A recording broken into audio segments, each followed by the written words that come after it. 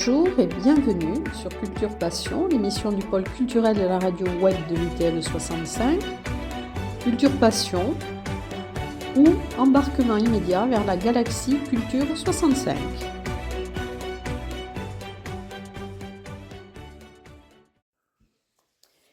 Culture Passion reçoit aujourd'hui Jean-Marc Lézin, président de l'école Tarbèze de musique et tradition, qui propose depuis sa création, novembre 1997, donc un apprentissage et une pratique de la musique en amateur. Qu'est-ce qui a amené la naissance de cette association et de ce concept ? C'est le besoin en fait. Sur la ville de Tarbes, puisqu'on est une association tarbèze, loi 1901, sur la ville de Tarbes, il y a une école de musique, il y a en périphérie des associations de musique aussi, mais tout ça, ça marche avec des examens fédéraux et avec un apprentissage de la lecture et de l'écriture, donc classique de la musique, qui passe par le solfège. Nous, on avait des gens qui étaient, on va dire, d'un âge avancé. On avait des gens qui, en fait, arrivaient à la musique alors qu'ils étaient retraités. Et ils se sont fait jeter de partout parce que, on ne les prenait pas.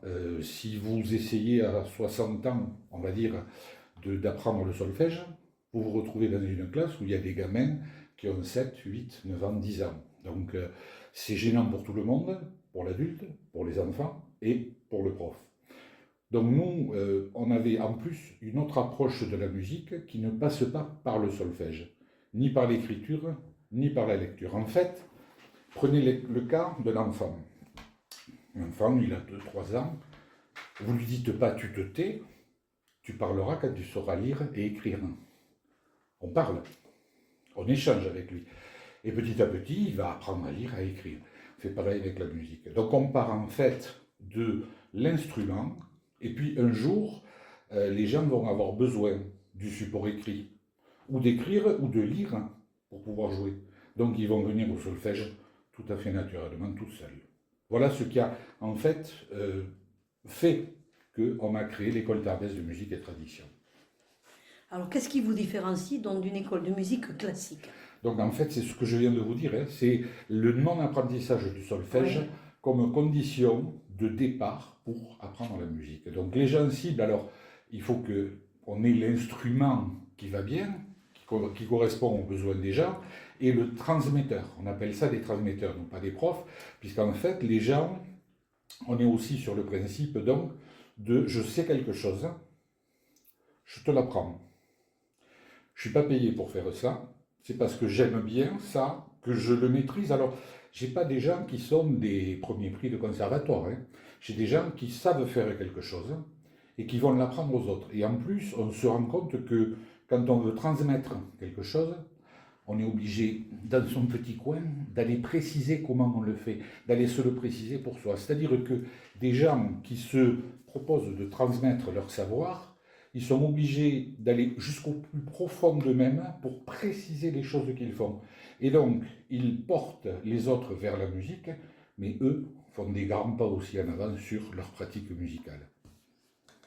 Et donc cette tradition orale, c'est quelque chose donc, qui est important dans votre école et qui quand même permet aussi aux gens... Alors, est-ce qu'on peut apprendre à jouer d'un instrument sans... Il faut quand même avoir une oreille. Non. Non. Non. Tout le monde n'est pas fait pour la musique, c'est clair. Mais les gens se font plaisir à jouer. Donc moi, ce qui m'importe, c'est pas de faire des André Verschuren ou des Yvette Horner, c'est pas ça. Moi, ce qui m'importe, c'est que les gens puissent, dans leur cuisine, dans leur salle à manger, se jouer un petit truc, comme ça, pour eux, le jouer à d'autres aussi. Mais c'est vrai que c'est pas facile quand on n'a pas ce qu'on appelle l'oreille musicale, mais il y a 30 niveaux aussi d'oreille musicale. Il y a des gens qui sont vraiment pas des musiciens, qui essayent. Ils essayent. Ils deviennent des techniciens, on va dire, des techniciens de l'instrument. Donc ils arrivent à faire quelque chose, c'est pas d'une grande musicalité, mais ils s'y font plaisir. Et moi j'estime qu'on fait notre travail, pas quand les gens jouent bien, quand ils sont heureux de faire ce qu'ils font. Quand ils ont la banane, ils ont le sourire quand ils font quelque chose, moi ça me suffit. Alors, oui, pardon. Quelles sont les différentes tranches d'âge Et combien d'adhérents avez-vous dans votre association? Alors là, c'est un petit peu perturbé, mais je crois que j'ai pas le dernier chiffre en tête, mais on a passé les 120 et quelques là sur ces 2 dernières années. Et les tranches d'âge, alors, majoritairement, on a des gens, vous connaissez hein, la tranche d'âge, des gens qui sont à l'UTL, vous avez des gens qui sont à la retraite et qui se mettent à. Bon. Donc moi, j'ai le même public qui se fait jeter de partout, qui peut pas. Donc chez nous, ils peuvent venir. Mais j'ai aussi des gamins des fois. Parce que d'abord, on a des gamins, ils ne veulent pas faire de solfège ou ils ne sont pas déjà en âge de lire. Hein. Donc on les récupère là. Il n'y en a pas 80 000. Et là, cette année, il y a trois gamins sur l'accordéon diatonique.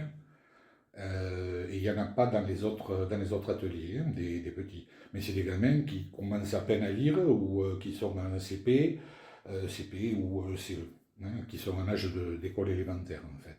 Et alors eux par contre ça va excessivement vite parce que les gamins n'ont pas les barrières que nous, adultes, on se met. Nous, quand il faut faire un exercice, on se dit bon, est-ce que je vais y arriver aujourd'hui? Le gamin il ne se pose pas la question. Donc il y va.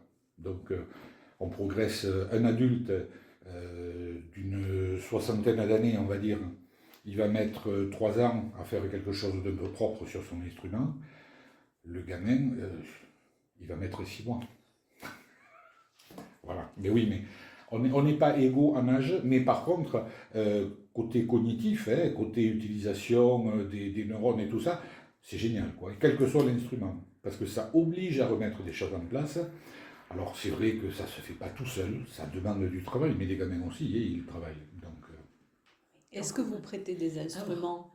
alors, on s'est doté d'instruments qu'on a pu acheter, alors des instruments d'occasion, rarement des neufs, parce que ça coûte quand même relativement cher, mais oui, parce que quelqu'un qui veut se mettre à un instrument, au départ, il ne sait pas s'il va faire ou pas.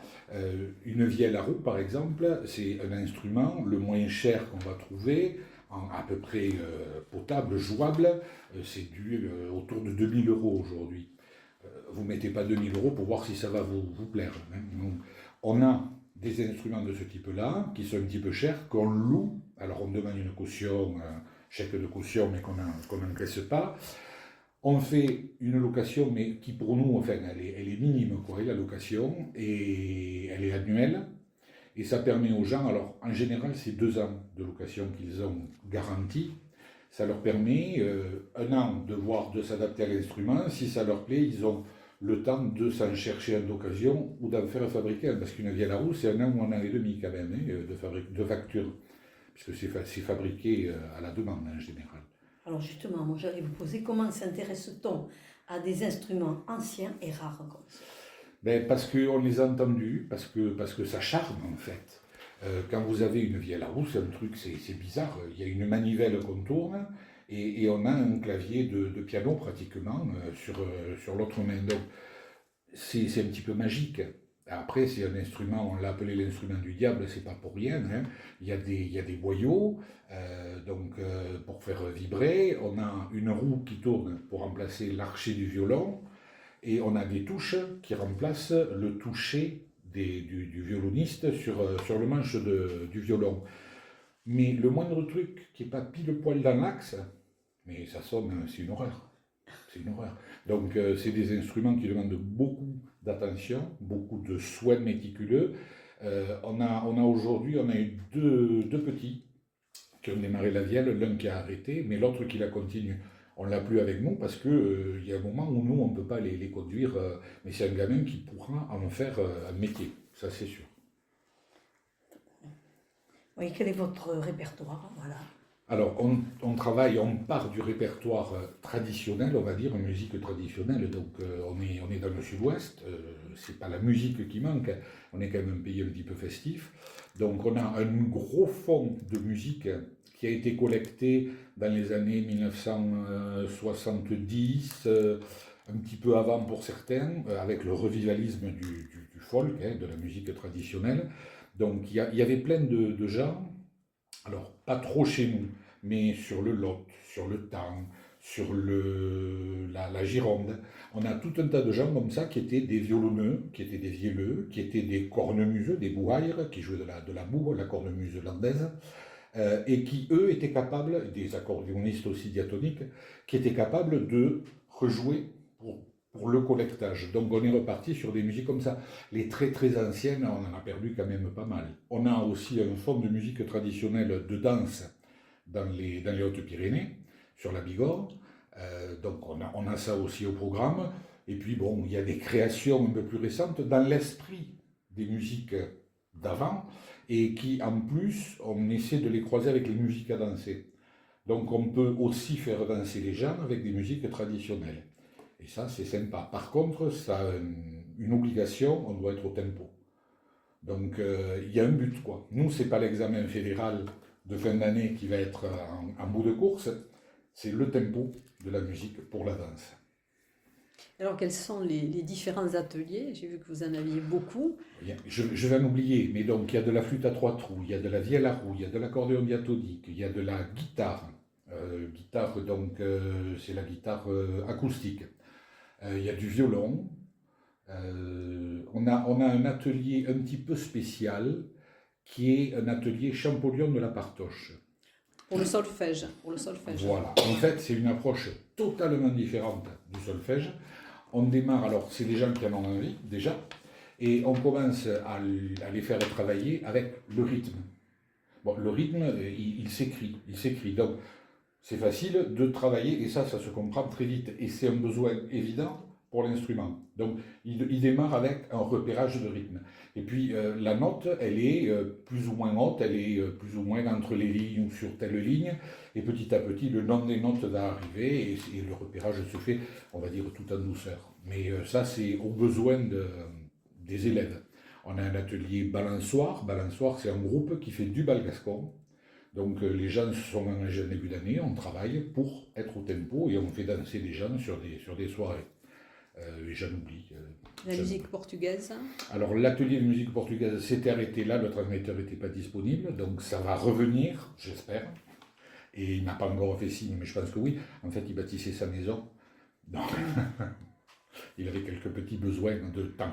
Et alors, est-ce que vous pourriez nous parler de la boa? Donc, alors la bourre, ça s'écrit boa, B-O-H-A, et ça se c'est prononce l'orthographe normalisée occitane. Oui. En fait, ça se dit bourre. Souffler. Voilà, tout à fait.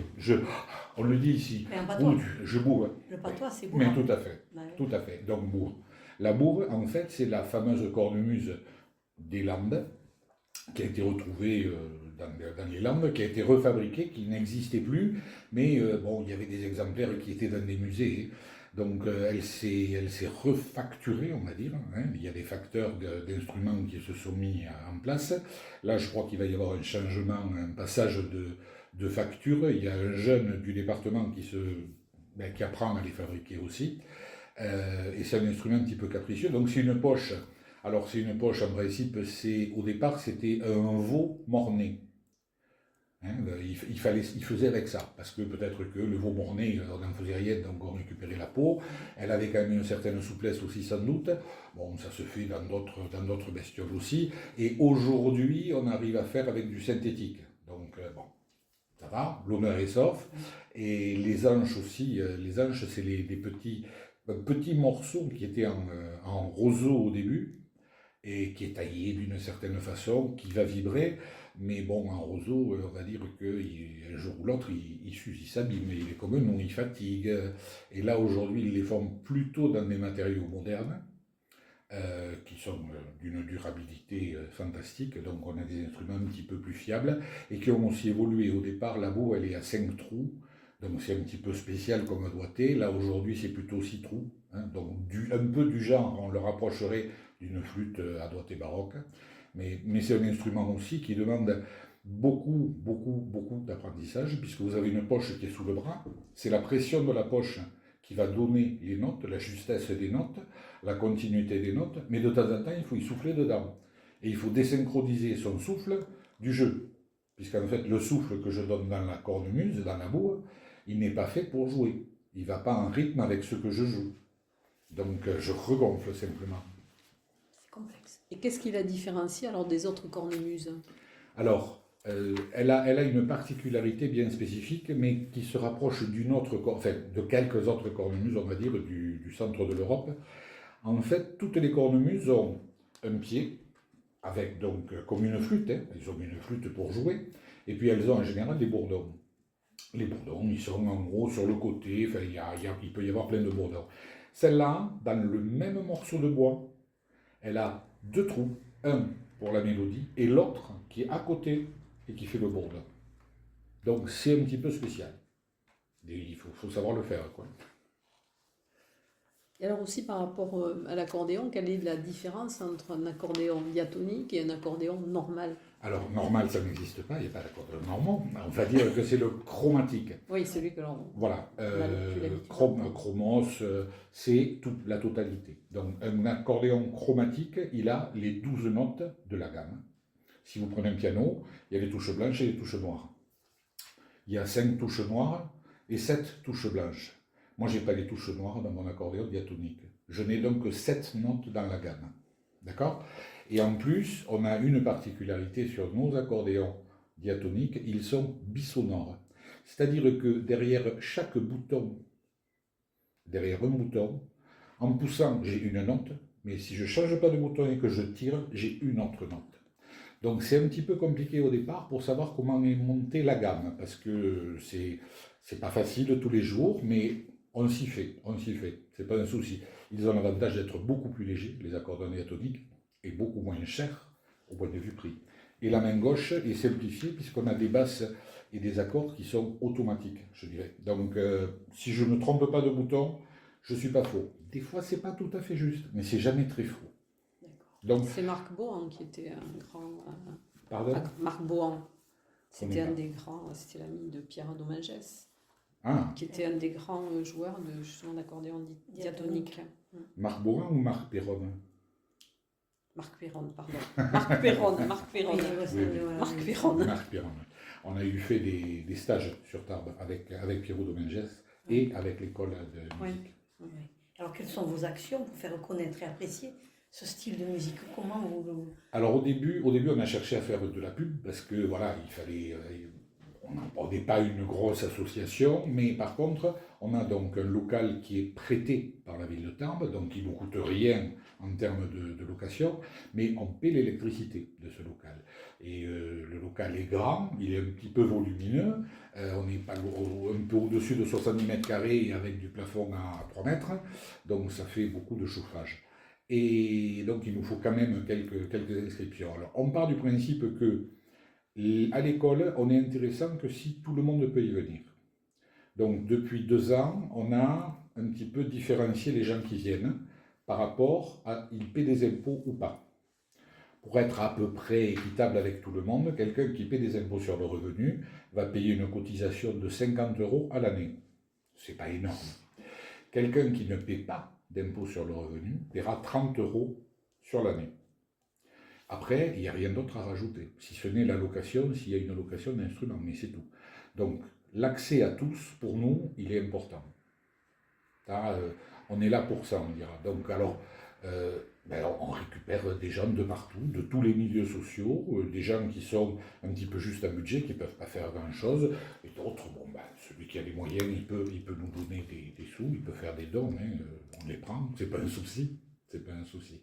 Donc on gère l'assaut un petit peu comme ça, et on se rend compte qu'effectivement, il y a bien des gens qui viennent, parce que sinon ils ne pourraient pas. Ils ne pourraient pas parce qu'un cours de musique, c'est autour de 50 € l'heure. Donc ça va vite quand ça revient toutes les semaines. Vous avez des subventions? On fait une demande de subvention, la ville de Tarbes nous subventionne, le département nous subventionne un petit peu, il faut pleurer, et la région par contre on n'a pas réussi à trouver le bon créneau pour rentrer dans les comptes. Après donc quand on ramasse un petit peu d'argent, parce qu'on n'a pas de salaire à verser, on ne défraie pas non plus les profs, les transmetteurs, donc on a quand même une certaine capacité, on en profite pour acheter des instruments, pour pouvoir... Il y a 150 élèves, on doit avoir entre 30 et 40 instruments aujourd'hui qui sont en loyer chez les élèves, quoi, pour pouvoir accéder à quelque chose de sympa. Après, on fait aussi, comme on a quelques sous, ça nous permet d'aider les élèves à acheter un instrument. On fait office de banquier, entre guillemets. L'élève, il a envie de racheter cet instrument, on déduit la location qu'il a faite dessus, puisqu'il a déjà payé des sommes, et puis on voit la valeur vénale de l'instrument, et on lui propose de le payer en X mensualité. Donc on fait un contrat avec lui, et ça nous permet, nous, de pouvoir racheter un autre instrument pour remplacer celui-là, et sans aller pleurer à droite à gauche. Voilà. J'ai vu aussi que quand vous aviez, je suppose, un peu d'argent qui vous reste, vous aidiez les visiteuses en milieu hospitalier. Non, enfin, nous, les actions comme ça qu'on fait... Je l'ai vu dans oui, votre... mais parce qu'on a été y faire une action, Voilà. on n'a pas forcément porté... Alors, on s'affilie, on adhère à d'autres associations, effectivement, qui ont un petit peu le même esprit que nous. Là, en ce moment, on est affilié, on est adhérent de Arter, qui est à la zone des forges, derrière l'Arsenal. Il y a les récup Action là-bas, et il y a Arter, où là aussi il y a des choses qui se font à travers du bénévolat, pour des gens qui sont un petit peu dans le besoin. Donc voilà, oui, là on adhère, mais après, non. Mais par contre, on donne du temps, pas de l'argent, mais on va donner du temps. On va donner du temps, on va y aller, on va faire des actions pour des populations, oui, ou des associations, tout à fait. Et certains ateliers d'ailleurs se tiennent à Artère. Alors on l'a eu fait là, pendant qu'on ne pouvait pas travailler, Oui, ouais. Contrairement à toute attente, comme Artère est une zone privée, on peut y aller. Donc il n'y avait pas les mêmes impératifs, voilà. Donc nous, notre salle était fermée, elle va réouvrir là le 19 mai, si je ne dis pas de bêtises, oui, je crois que c'est ça. Et donc on a eu transféré certains ateliers là-bas, oui, pour pouvoir, alors toujours en restant 6 maximum, mais pour pouvoir travailler. Oui, et on a loué justement à Artère, ça leur a apporté 4 sous pour pouvoir faire autre chose. J'ai vu dans les ateliers là que vous aviez aussi des ateliers de chant et oui. Un atelier cantéré aussi avec des chants polyphoniques. Voilà, on a 2 ateliers de chant. Voilà. On a un atelier polyphonie classique que Jeannie Lalanne donc dirige. Là, il doit y avoir une bonne vingtaine de choristes. Et puis il y a l'atelier cantaire, alors qui est plus chant du terroir. Mais là, c'est pareil, ils ne peuvent pas. Le chant lyrique, il est arrêté, il est en carafe jusqu'au 1er juillet. Donc là, ils ne peuvent rien faire. Mais c'est bien parce qu'on a deux groupes de chant, c'est dynamique. Et vous participez à Tarbes Cantaire Alors, à Tarbes Cant, non.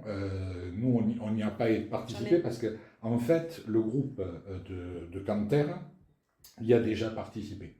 Il est tout neuf, en fait. Il a débarqué l'an dernier. Et puis il a fallu fermer l'école parce qu'il y a eu le Covid. Donc bon, mais je pense que oui, après ils ont, nous on a des ateliers, ils sont autonomes je dirais.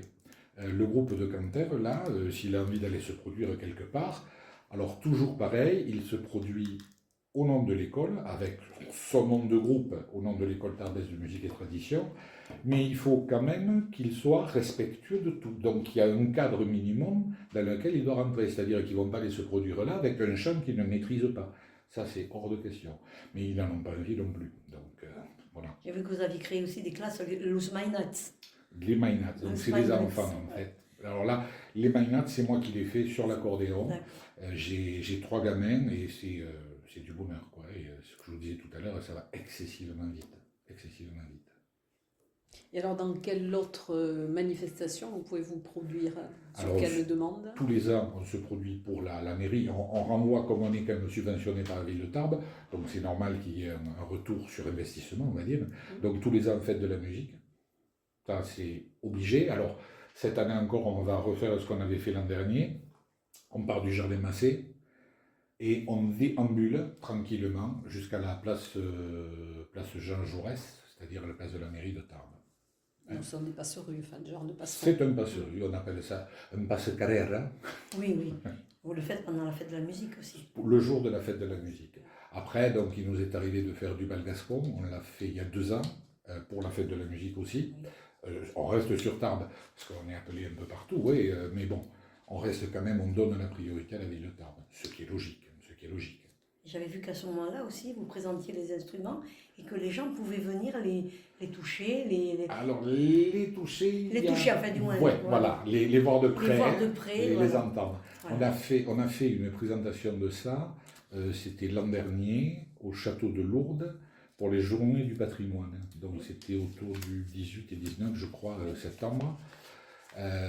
J'ai fait une première animation sur des écoles, mais on les a faites au château. Et ça c'était le vendredi, et le samedi et le dimanche, on exposait les instruments et on les faisait jouer au château de Lourdes. Et on a fait un bal gascon en plus le samedi soir. Pour revenir à votre fonctionnement, donc les personnes qui souhaitent apprendre à jouer d'un instrument, elles peuvent venir à n'importe quel moment de l'année, où vous avez par exemple un calendrier de septembre à... Alors il y a un calendrier, parce que c'est pas nous qui l'avons inventé, le calendrier il existe. On fonctionne effectivement comme les scolaires de septembre à fin juin ou début juillet. C'est bien si les gens viennent en début d'année, oui, c'est mieux. Parce qu'une dynamique de groupe sur quelqu'un qui est débutant, prendre le train au bout de 4 mois, alors que les autres ont déjà avancé, c'est difficile, ça fait tirer la langue. S'il y a une ou deux personnes qui arrivent, peut prendre un petit peu de temps, mais s'il y en a trop qui arrivent en décalé, c'est plus possible, quoi. Et donc, on s'excuse, mais ils viennent voir, et puis ils prennent un rendez-vous pour l'année suivante, et il n'y a pas photo. J'oubliais, dans les animations, on fait l'été, c'est la 3e année maintenant qu'on va le faire, sur les bords de la Dour, donc en contrebas du pont de la Marne, du côté est de la Dour. Il y a un endroit où il y a un petit forum, des gradins en demi-rond là, et donc tous les mardis soirs de 18h à 20h, on joue. Voilà, viennent les gens qui veulent, il y a des gens qui se promènent sur le Caminadour, qui sont surpris, ils nous voient, il y a des gens qui viennent, l'an dernier on avait des réguliers qui étaient là tous les mardis soirs, à 17h30, ils avaient leur place, ils étaient installés et ils nous attendaient. Ça c'est l'été. Ça c'est l'été. Alors, on démarre le dernier mardi, pour cette année, on démarre le dernier mardi du mois de juin, et on va jusqu'au premier mardi du mois de septembre, tous les mardis soirs. C'est bien. Très bien, oui. Donc là, ça va être... Écoutez, je crois que vous nous avez appris tout ce que Voilà. nous ne savions pas. Donc après, moi j'ai appris pas mal, oui. Les gens qui veulent démarrer quelque chose, ils viennent déjà voir l'atelier. Alors comment ils vous contactent? Donc on n'a jamais été aussi bien servi que par l'internet, c'est fou quoi. Et vous tapez violon Haute-Pyrénées, vous tombez sur l'école tarbaise de musique et tradition, sur le site internet. Comme il est assez bien fait, cocorico, là on est content de nous. Et donc les gens, ils viennent, donc ils appellent, il y a un numéro de téléphone, c'est moi qui l'ai en permanence, c'est mon numéro à moi en plus, et je leur dis aux gens, venez, vous regardez, il y a tous les calendriers, il y a tous les horaires de chaque atelier, l'atelier qui vous intéresse, vous y venez, vous débarquez, vous appelez, en général il y a le numéro de téléphone du transmetteur, vous l'appelez, puis vous voyez avec lui quand c'est que vous pouvez venir, venez au moins voir. Donc, alors c'est vrai que des fois, quelqu'un qui veut débuter sur un instrument, quand il arrive et qu'il voit les trucs qui se font là, c'est un peu impressionnant. Mais en même temps, ça donne envie, quoi.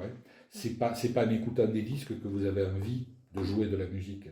C'est vraiment en voyant quelqu'un en chair à os qui est devant vous, qui se plaît à jouer quelque chose.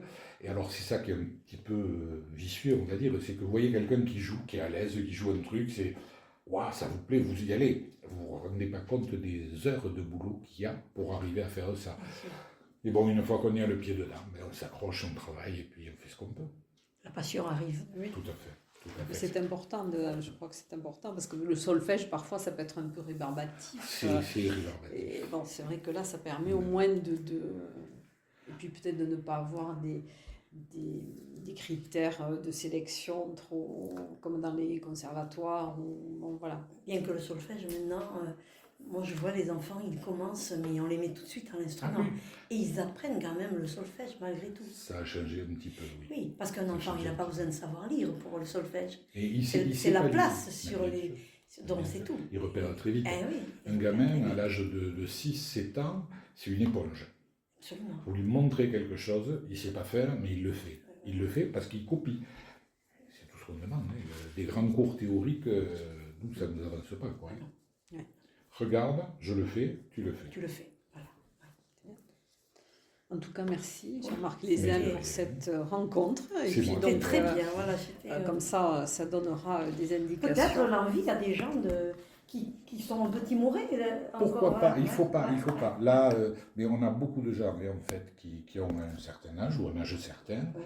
et qui, moi, j'ai un élève, donc ça fait 2 ans, 3 ans maintenant que je l'ai, qui est un technicien de l'Arsenal, donc quelqu'un de bien, et il m'a contacté, il m'a dit, j'ai toujours voulu jouer de l'accordéon.